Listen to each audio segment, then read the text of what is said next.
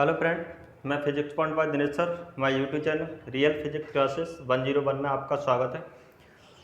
जो स्टूडेंट्स इस चैनल पर नया हो वो इस चैनल को सब्सक्राइब करें, ज़्यादा से ज़्यादा लाइक करें एवं शेयर करें, जिससे आपके द्वारा अन्य छात्रों को भी इस चैनल के द्वारा फिजिक्स को कंटेस्ट कर सके और उनको लाभ प्राप्त हो सके।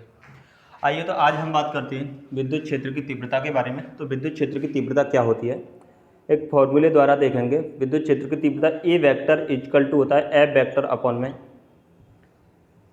Q zero. यहाँ पर जो ई वेक्टर होता है वो होता है वैद्युत क्षेत्र की तीव्रता। वैद्युत क्षेत्र की तीव्रता ये बल होता है एफ और क्यू जीरो होता है परीक्षण धन आवेश। नॉर्मल परिभाषा के आधार पर हम बोल सकते हैं कि फोर्स और चार्ज का जो रेशियो होता है, फोर्स और चार्ज का जो रेशियो होता है वो क्या कहलाता है, वैद्युत क्षेत्र की तीव्रता कहलाती है। यानी बल और आवेश का जो अनुपात होता है, बल और आवेश का जो अनुपात होता है वो क्या कहलाता है, वैद्युत क्षेत्र की तीव्रता कहलाती है। लेकिन परिभाषा के द्वारा निकालेंगे, अगर आवेश को परीक्षण धन आवेश को एकांक मान लिया जाए, एकांक मान लिया जाएगा, तब क्या होगा, तब वैद्युत क्षेत्र की तीव्रता ए बराबर आ जाएगा एफ वेक्टर अपॉन में वन का इसमें भाग देंगे तो ए वेक्टर इक्वल टू कितना आ जाएगा, एफ वेक्टर होगा। तो परिभाषा निकाल सकते हैं, विद्युत क्षेत्र के अंदर, वैद्युत क्षेत्र के अंदर एकांक परीक्षण धन आवेश पर, वैद्युत क्षेत्र के अंदर एकांक परीक्षण धन आवेश पर लगने वाले बल को वैद्युत क्षेत्र की तीव्रता कहती है। इसे ई वेक्टर से प्रदर्शित करते हैं। विद्युत क्षेत्र के अंदर, विद्युत क्षेत्र के अंदर एकांक परीक्षण धन आवेश पर लगने वाले बल को अपन वैद्युत क्षेत्र की तीव्रता कहती है। इसे ई वेक्टर से प्रदर्शित करते हैं। यानी विद्युत क्षेत्र है, उस विद्युत क्षेत्र के अंदर एकांक परीक्षण धन आवेश पर जितना बल अनुभव करता है, जितना बल लगता है, उस बल को ही अपन क्या कहते हैं, वैद्युत क्षेत्र की तीव्रता कहती है। इसे क्या करते हैं, ए वेक्टर, वेक्टर का मतलब होता है इसे सदिश, ए वेक्टर द्वारा क्या करते हैं, प्रदर्शित करते हैं। लेकिन यहाँ पर दिया है परीक्षण घन आवेश। तो परीक्षण घन आवेश क्या है, परीक्षण घन आवेश एक ऐसा आवेश होता है जिसके चारों तरफ कितने भी आवेश रख दिए जाएं, जिसके चारों ओर कितने भी आवेश रख दिए जाएं, उन चारों ओर के आवेशों का इस पर कोई प्रभाव ना पड़े, ऐसे आवेश को अपन परीक्षण धन आवेश बोलते हैं। ऐसा आवेश जिसके चारों तरफ कितने भी आवेश रखे हों, उन सभी आवेशों का इस पर कोई भी प्रभाव ना पड़े, कोई भी इफेक्ट ना पड़े, ऐसे आवेश को अपन क्या कहते हैं, परीक्षण घन आवेश कहते हैं। इसके बाद बनता है वैद्युत क्षेत्र की तीव्रता। बल और आवेश का जो अनुपात होता है वैद्युत क्षेत्र की तीव्रता, फॉर्मूला ई वेक्टर बराबर क्या होगा, एफ वेक्टर अपॉन में क्या आ जाएगा, क्यू जीरो। यहाँ से इसके बाद सूत्र, मात्रक और विमी सूत्र की अगर इसमें बात करें तो फॉर्मूला आपने देख लिया, वैद्युत क्षेत्र की तीव्रता का ए वेक्टर इक्वल टू होता है एफ वेक्टर अपॉन में कितना होगा, क्यू जीरो। यहाँ पर सूत्र बन गया। मात्रक की अगर इसके की बात करना चाहें तो मात्रक निकाल सकते हैं। एस आई पद्धति में बल का मात्रक क्या होगा, न्यूटन। आवेश का मात्रक क्या होता है, कूलम। तो एस आई पद्धति में बल का मात्रक होगा न्यूटन, आवेश का मात्रक होगा कूलम। अगर सीजीएस पद्धति में इसके मात्रक को देखना चाहें तो सीजीएस पद्धति में बल का मात्रक कितना होता है, डायन, डायन। और सीजीएस पद्धति में आवेश का मात्रक क्या होता है, स्थैतिक कूलम। ये सारे मैंने आपको पिछले वीडियो में बताए थे। तो मात्रक की बात करें तो मात्रक एसआई पद्धति में विद्युत क्षेत्र की तीव्रता का मात्रक न्यूटन प्रति कूलम होता है। सीजीएस पद्धति में विद्युत क्षेत्र की तीव्रता का मात्रक डायन प्रति स्थैतिक कूलम होता है। इसके बाद बात करते हैं अपन विमी सूत्र के। पिछले वीडियो में बताया था एफ होता है फोर्स, फोर्स का विमी सूत्र होता है एम एल टी की पावर माइनस का 2। क्यू होता है चार्ज यानी आवेश, आवेश का विमी सूत्र होता है कैपिटल ए टी।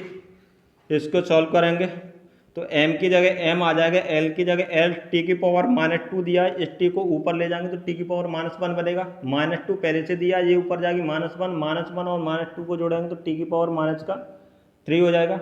और a को ऊपर ले जाएंगे तो a की पावर कितना बनेगा, -1। तो इसका विमी सूत्र हो जाएगा m l t की पावर -3 a की पावर -1। सूत्र हो गया, मात्रक हो गया, विमी सूत्र हो गया। इसके बाद इसकी प्रकृति को देखना चाहें तो प्रकृति को अपन राशि बोल सकते हैं।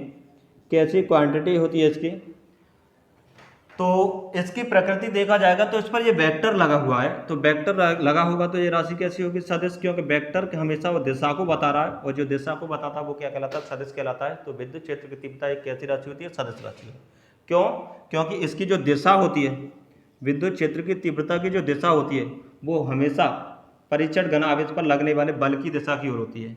तो विद्युत क्षेत्र की तीव्रता की जो दिशा होती है वो किसकी ओर होती है, परीक्षण धन आवेश पर जो बल लगता है, फोर्स लगता है, उसकी ओर होती है। इसलिए विद्युत क्षेत्र की तीव्रता कैसी राशि होगी, एक सदिश राशि होती है। इसके बाद आगे अपना बनता है विद्युत क्षेत्र की तीव्रता के लिए सूत्र की स्थापना क्या है। विद्युत क्षेत्र की तीव्रता के लिए सूत्र की स्थापना अपन देखना चाहें तो क्वेश्चन आपका ये बनता है कि एक बिंदु आवेश के कारण, एक बिंदु आवेश, एक बिंदु है उस पर आवेश है, उस बिंदु आवेश के कारण विद्युत क्षेत्र की तीव्रता अपन को क्या करनी है, ज्ञात करनी है। देखते हैं, एक बिंदु आवेश के कारण, एक बिंदु आवेश के कारण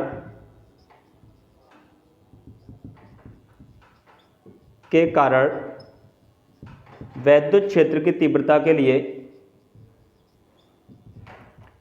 विद्युत क्षेत्र की तीव्रता के लिए सूत्र की स्थापना, तीव्रता के लिए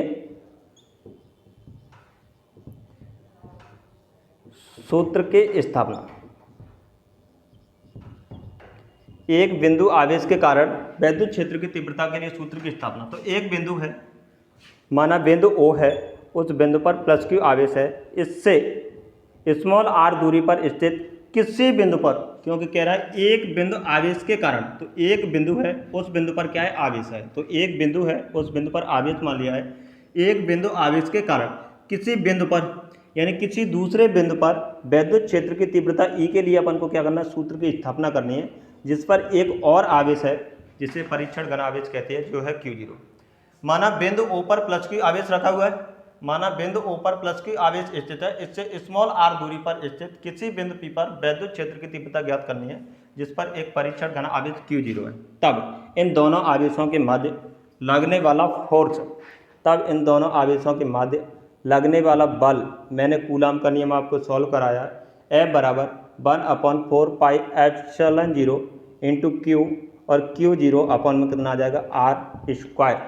किंतु अपन को विद्युत क्षेत्र की तीव्रता के लिए सूत्र की स्थापना करनी है, तो विद्युत क्षेत्र की तीव्रता E बराबर होता है F/Q0।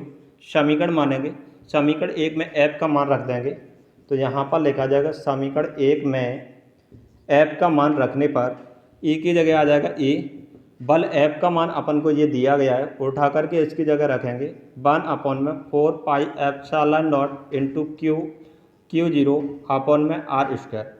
अपॉन के बटे का निशान लगाया, अनुपात का अनुपात लगा दिया, अपॉन में Q0 दिया है तो Q0 से Q0 क्या हो जाएगा, कैंसिल हो जाएगा। तो विद्युत क्षेत्र की तीव्रता E बराबर आ जाएगी 1/4 pi epsilon not into Q upon में R स्क्वायर। विद्युत क्षेत्र की तीव्रता का मात्रक होता है न्यूटन प्रति कूलम। यहाँ पर देखा जाएगा तो के परावैद्युतांक माध्यम के लिए, के परावैद्युतांक माध्यम के लिए, के परावैद्युतांक माध्यम के लिए इसमें के को शामिल कर दिया जाएगा। ए बराबर 1 अपॉन में कितना आ जाएगा, 4 पाई एप्सिलॉन 0 इंटू के इंटू Q अपॉन में क्या आ जाएगा, R स्क्वायर। यहाँ पर इसका मात्रक बनेगा न्यूटन प्रति कूलम, या इसको पूरे को टोटल नियतांक मानो, और नियतांक को हटाएंगे तो समानुपाती का निशान लगाएं तो कब आ जाएगा 1 अपॉन में R स्क्वायर।